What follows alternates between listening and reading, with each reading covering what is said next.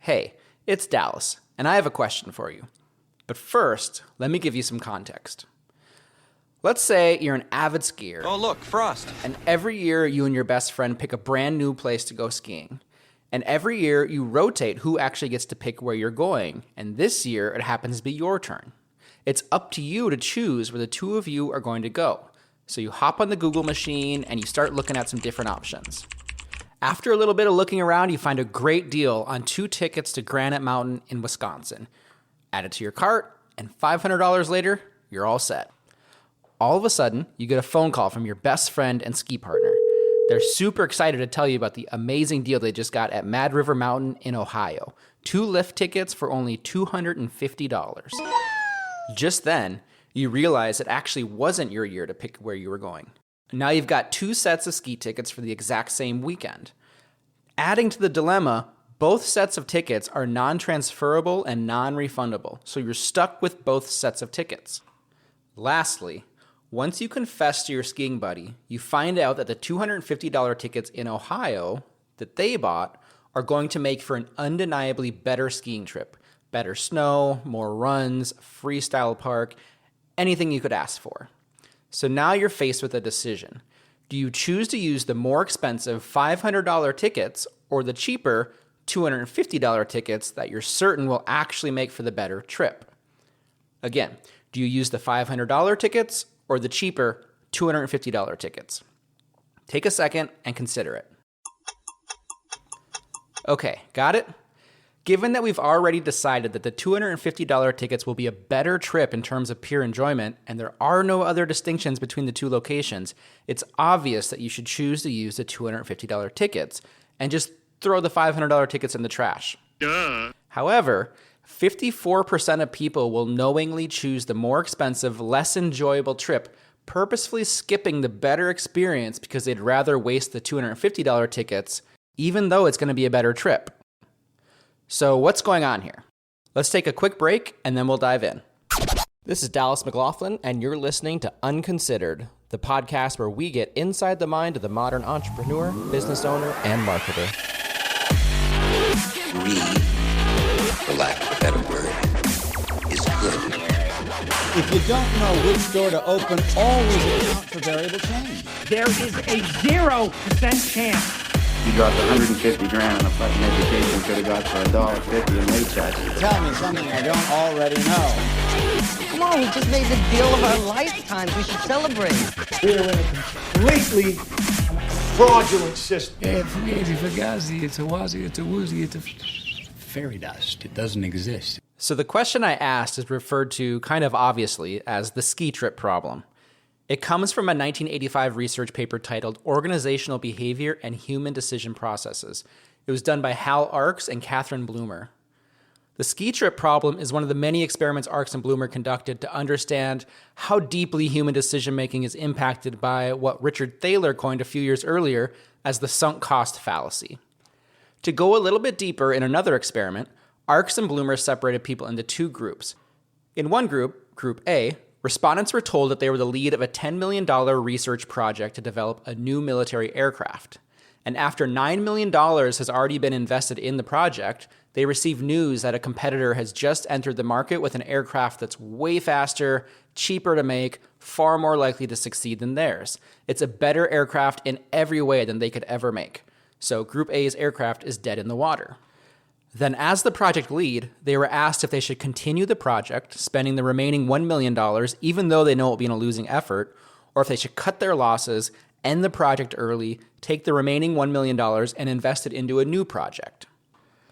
Then in the second group, Group B, they were posed with a similar problem, except before their project ever began, before any money was ever spent, they received the news that their competitor has also just kicked off a similar research project. Again, the competitor's far more likely to build a faster, cheaper plane, more than they could ever do, so no chance of success. Group B's aircraft is also dead in the water. Uh-oh. So both projects have the exact same future outlook, $10 million spent and a failed project. But despite no indication of financial or business success in their future, 85% of people in Group A, the group that had already invested $9 million, decided to continue with the project, essentially lighting the last $1 million on fire. In Group B, where no money had been spent, 83% of people decided to shut the project down before it began, before any money was invested. Again, in the absence of any compelling reason to complete the project, only one reason stands out as to why Group A continued on: sunk costs. While the airplane experiment is an extreme one, sunk cost problems are occurring all around us every single day. These problems are causing us to stick with a certain course of action simply because we're invested in it, even though a new course of action is clearly more beneficial. For example, employees will work underpaid jobs for bosses they hate because they've found ways to deal with it, and they don't want to start over as a new person at a new job. People stay in toxic relationships because it wasn't always that way, and if they leave now, they're not sure what they'll find in the future. People will let their debt pile up because what's another $5,000 loan when you're already $50,000 in debt? Employers will stick with underperforming employees because it will take time, energy, and it's costly to hire and train a new employee. Sunk cost is losing 6 hands of poker in a row and then going all in on the 7th hand because there's no way you can lose 7 in a row. When in fact, every hand of poker is a brand new hand, not associated with the prior 6 hands, and you can definitely lose 7 in a row. This is also known as throwing good money after bad money. These are all examples of the sunk cost problem, and it's happening to all of us on a daily basis, at home and at work. Think about a project you're actively spending way too much time on, or a relationship you're over-invested in, then ask yourself why. It's happening to you too. So why is sunk cost so difficult to overcome? Why do we, and that's all of us, continue to foolishly pursue jobs, projects, relationships, investments, even long after it becomes clear that selectively quitting and doing something else instead will be far more beneficial in the long term? Maybe one way that we can help to frame the problem is to use another name for sunk cost, and that is the escalation of commitments, or the escalation trap. Where sunk costs tend to be associated more closely with financial or labor costs, escalation of commitments helps us frame the problem in another light.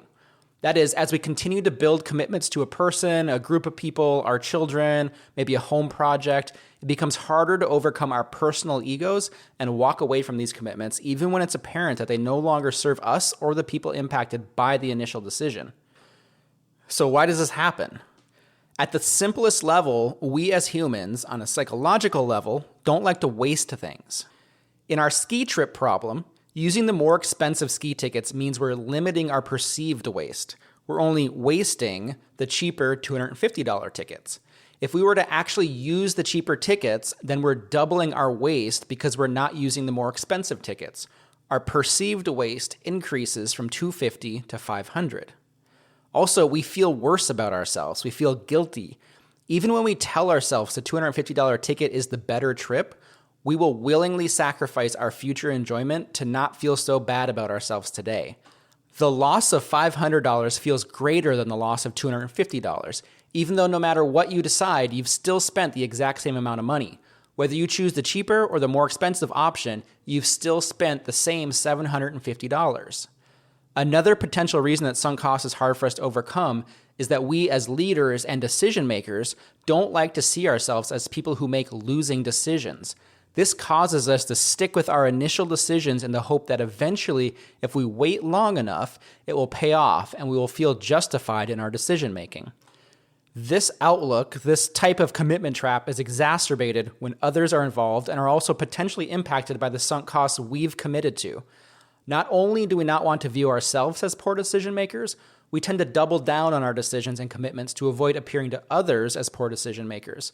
We don't want the external perception of who we are as leaders to become that of a person who has flexible commitments, especially when that's the opinion being formed by our bosses or our children or our spouses.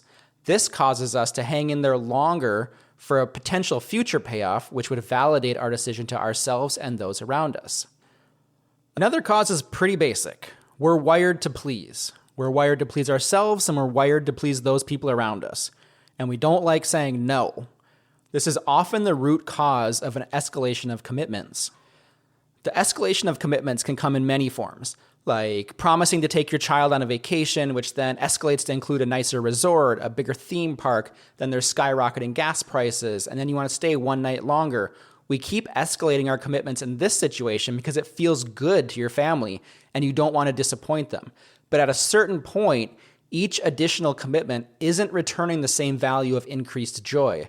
At a certain point, each additional commitment can cause the total enjoyment to decrease due to all the rushing around, not having enough time to truly enjoy the vacation, not having enough money left in the budget to maximize each stop, and so on. This is the point of diminishing returns. Escalation of commitments can lead to too many social events. Just one more happy hour, one more networking event, one more wedding. You fall into this escalation trap because you went to Betty's baby shower, so you better be at Linda's wedding shower. And then the week after that is Joni's birthday party, which you definitely can't miss. In a vacuum, each yes is minor. Each commitment is usually small. But as these yeses compound and we look back at the entire chain of commitments, we often find ourselves overwhelmed by the entirety of the commitment. We're trapped. Removing one commitment from the chain, unless we plan to remove all of the commitments, is often seen as pointless. What is one less commitment when I already have all of these other ones? And removing all of them is seen as painful, and it's a major letdown to those that it impacts. When we're trapped like this, and there is no obvious path back out, the path of least resistance is to stick with the original decision, to maintain your commitments, to keep going with the project, even when we know it's more beneficial to make a new decision. So how do we deal with this? If this is such a persistent problem in all of our lives, what can we do about it? How do we know when it's time to cut our losses and quit on bad decisions to avoid sunk costs and get out of escalation traps? The first step to overcoming sunk cost decision-making problems is to have a basic understanding of the problem itself. And hopefully with this episode, we're checking that box. But if not, here's another example that proves education and awareness is key. When the ski trip problem was tested across two groups, psychology students explicitly educated in sunk costs, and another group of students with no explicit education on the topic, the students with an understanding of sunk costs and its negative results were far more likely to recognize the situation they were in, cut their losses, and make a new decision that was more beneficial to themselves and their teams.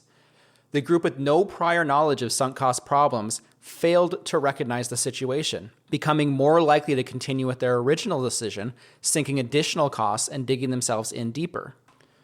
So to summarize that, have awareness of when you're dealing with sunk costs, or when you're stuck in an escalation trap. Be on the lookout. Call it out immediately to yourself and those around you. At least prompt the discussion early and often. Ignoring it and hoping it goes away will only get you in deeper, and that's not the right solution. The next step is accepting accountability for the decision. Even when we're educated and aware of sunk cost frameworks, it's proven that we still have a tendency to stand by and let sunk costs pile up if at the end of the day we're not the ones accountable for justifying the decision making or the outcome of the project. But guess what? That's pretty shitty. You, as a leader of your colleagues, your family, or your friends, you are accountable for any decision you're playing a role in, regardless of if you're the one who has to justify if it fails or not.